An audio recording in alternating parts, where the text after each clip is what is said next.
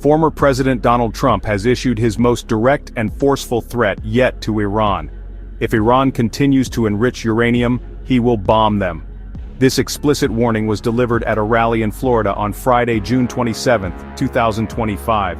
Trump told his supporters, in no uncertain terms, that he would take military action against Iran if they do not stop their uranium enrichment. He made it clear that any continued enrichment by Iran would trigger a military response. Trump's warning was not vague or hypothetical. It was a direct promise of bombing if Iran crosses his line. He declared, "If Iran enriches uranium to a level that concerns me, and I'll be the one to decide what that level is, I will bomb them again, quickly, strongly, they will regret it." This explicit threat has sent shockwaves around the world, raising fears of imminent conflict. Trump's warning signals a dramatic shift away from diplomacy, putting military confrontation at the center of U.S. policy toward Iran. The heart of this crisis is Iran's nuclear program and its ongoing uranium enrichment. For years, world powers have feared that Iran's enrichment could lead to a nuclear weapon. Iran insists its program is for peaceful energy, but suspicions remain. In 2015, a deal was reached to limit Iran's nuclear activities. This agreement, the Joint Comprehensive Plan of Action, or JCPOA, was meant to prevent Iran from getting a bomb. But in 2018, President Trump withdrew the U.S. from the deal, calling it a disaster. He argued the agreement was too weak to stop Iran. Since then, Iran has resumed enriching uranium to higher levels. Iran's uranium is now at 60% purity. This is far above the 3.67% allowed by the old deal, and much closer to the 90% needed for a nuclear bomb. The world is watching with growing fear as tensions escalate. Other countries are deeply concerned about what Trump's threat could mean for the future. A nuclear-armed Iran could shift the balance of power in the Middle East and provoke an arms race. The risk of war and instability in the region is now higher than ever. Neighboring countries may feel compelled to seek their own nuclear weapons in response. The international community, including the United Nations, has tried to use sanctions and negotiations to control Iran's program. But with the U.S. out of the JCPOA and Trump's threat looming, peaceful solutions are slipping away. Trump's warning is not just rhetoric, it follows real military action. Recently, the U.S. launched a military operation against Iran's nuclear sites. Operation Midnight Hammer targeted 3 of Iran's main nuclear facilities. The strikes hit Fordo, Natanz, and Isfahan. Advanced aircraft, including B-2 stealth bombers, carried out the attacks. Trump claimed the facilities were destroyed, though official assessments are ongoing. This shows Trump is willing to back up his threats with real force. His warning to bomb Iran if uranium enrichment continues is now the central issue, and both allies and adversaries are taking it very seriously. The recent American military strikes on Iran have split the world into different camps. The United States acted mostly alone in Operation Midnight Hammer. Key allies like the United Kingdom, France, and Japan did not join the attack. While they expressed deep concern about Iran's nuclear activities, they also urged for calm and a return to diplomatic talks. Australia supported the U.S. action but also warned against further escalation. This shows a clear difference in opinion on how to handle the crisis. Many allies fear that military strikes could make the situation worse, leading to a bigger war that nobody wants. On the other side, some nations have strongly condemned the American strikes.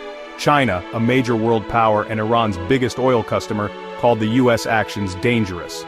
A spokesperson from Beijing warned that the strikes exacerbate tensions in an already volatile region. The European Union also voiced its disapproval. An EU spokesperson stated that the aggressive rhetoric increases the risk of miscalculation and conflict. They stressed that diplomacy is the only real path to a lasting solution. These reactions highlight a global divide, with many countries believing that negotiation, not bombing, is the answer to the nuclear problem. Iran's neighbors in the Middle East have reacted with caution. Countries like Saudi Arabia, Qatar, and Kuwait have called for restraint from all sides. They are geographically close to Iran and would be directly affected by any large-scale conflict. A war could disrupt their economies, threaten their security, and create a massive humanitarian crisis. Their plea for diplomacy shows how high the stakes are for the entire region. They understand that a military conflict between the U.S. and Iran would have devastating consequences that would spread far beyond the two countries, affecting trade, security, and daily life for millions of people. Meanwhile, Iran itself has responded with defiance. The foreign ministry called Trump's threats political theater but also issued a clear warning. It said that any further aggression would be met with a proportionate response. Following the US strikes, some Iranian lawmakers began pushing for Iran to leave the Nuclear Non-Proliferation Treaty, a global agreement to prevent the spread of nuclear weapons. In a direct act of retaliation, Iran also launched a missile toward Israel, which was successfully intercepted. These actions show that Iran is not backing down and is willing to escalate the conflict if it feels threatened. Back in the United States, the situation with Iran is causing deep political divisions. Donald Trump's tough stance is very popular with his conservative base. His supporters see him as a strong leader who is not afraid to take decisive action to protect American interests. They agree with his criticism of the Biden administration, which he calls weak on foreign policy. For them, bombing Iran is a necessary step to prevent a dangerous enemy from getting a nuclear weapon. This hardline approach is a key part of his campaign message as he looks toward the next election, promising a more forceful American presence on the world stage. However, many other Americans are strongly opposed to this approach. Democrats and even some Republicans are worried that the former president's actions are reckless. They fear that bombing Iran could drag the US into another long and costly war in the Middle East.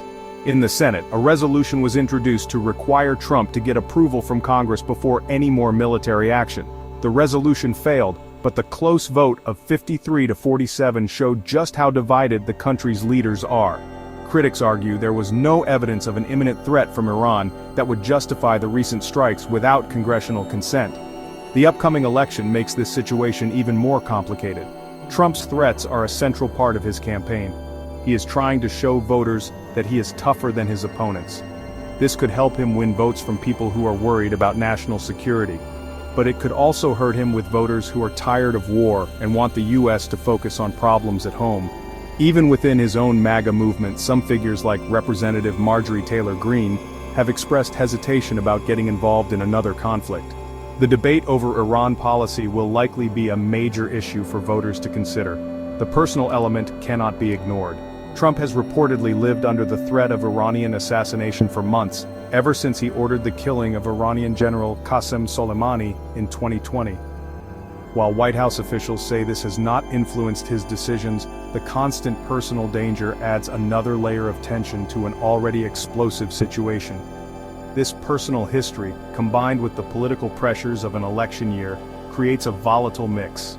The decisions made in the coming months could be shaped as much by political calculation and personal history as by strategic assessment of the threat. The escalating tension between the United States and Iran poses serious risks for the entire world. One of the biggest dangers is the potential for a wider war. A military strike, even a limited one, could easily spiral out of control. Iran could retaliate by attacking US troops or allies in the Middle East. This could trigger a cycle of attack and counterattack, leading to a full-blown conflict that would be devastating for everyone involved.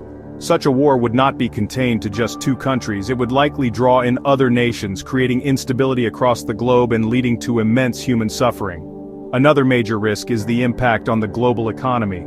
The Middle East is home to much of the world's oil supply.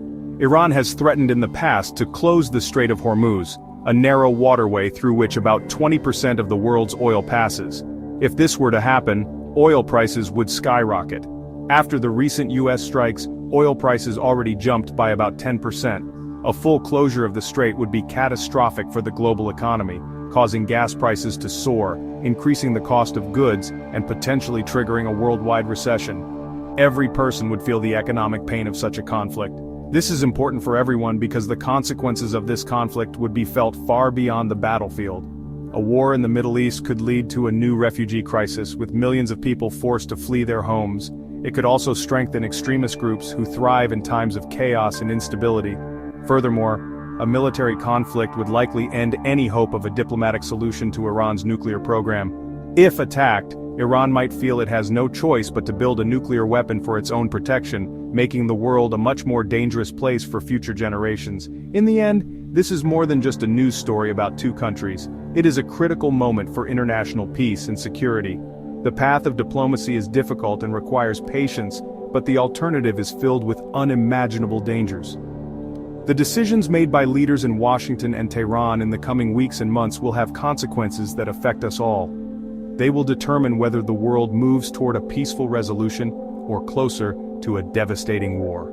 That is why this situation matters, and why everyone, no matter where they live, has a stake in its outcome.